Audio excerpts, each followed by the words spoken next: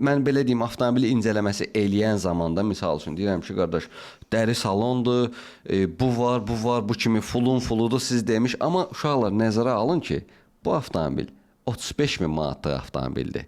40 min manatlıq avtomobildir. Yəni, bunun sənə verdiyi xüsusiyyətlər ola bilər, yaxşıdır. Amma yəni, burada bir məntiq var da, yəni, necə belə ucuz ola bilər?